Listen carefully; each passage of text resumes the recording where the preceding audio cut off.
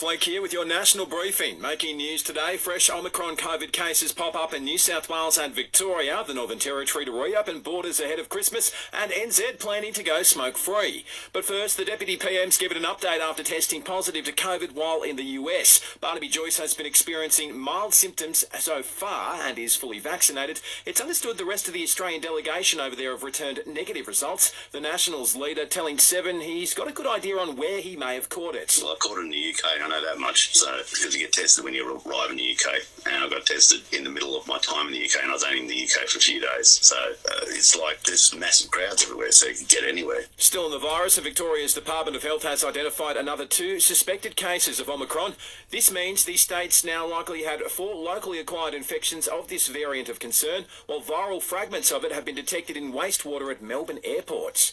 Meantime, more cases of the variant have popped up in New South Wales overnight, 8 to be exact. 3 of those are linked to a party cruise on Sydney Harbour. And more cases of Omicron are expected from this cruise. The state's Deputy Chief Health Officer, Dr. Marianne Gale there, New South Wales has now recorded 42 Omicron cases since its emergence.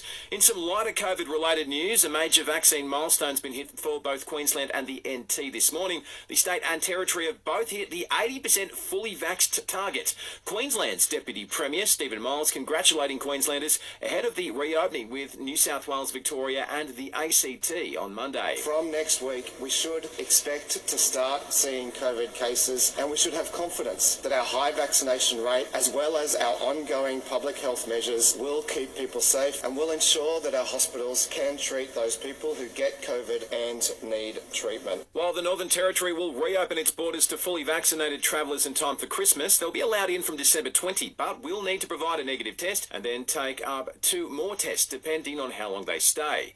Meantime, Canberra says any talk on changing the time between COVID jabs and boosters will be a matter for ATAGI. It says Pfizer declares its 3rd shot of the jab may offer further protection against the Omicron variants. And New Zealand's moving towards becoming a smoke-free country. From 2025, those under 14 will be banned from buying tobacco even as adults, and each year the legal age will increase. Older generations will only be able to get their hands on low-level nicotine too.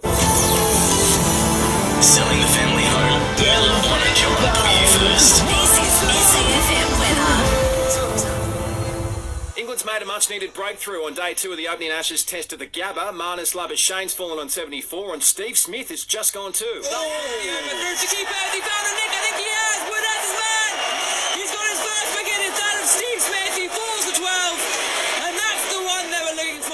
The Aussies were 3 for 193 a short time ago, and the PM doesn't believe Novak Djokovic should receive any special treatment if he wants to compete at the Australian Open. We're still waiting to learn the world number 1's vaccination status. Top of 19 and partly cloudy on the Limestone coast today with a very, very slight chance of some rain.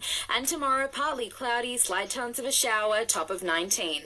And catch every ball of the Ashes live, download and join our listener app now.